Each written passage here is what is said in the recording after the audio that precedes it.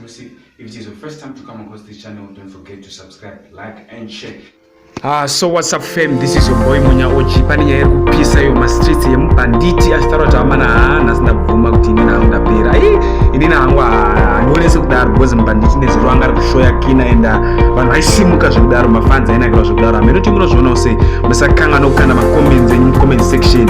Isisu hatisitadaro asi mpanditi ndiye akutaurira kuti inini ndiona kunge ndapera amene kuti munozviona use saka musakanga nokukanda macomments enyu comment section kuti munozviona use.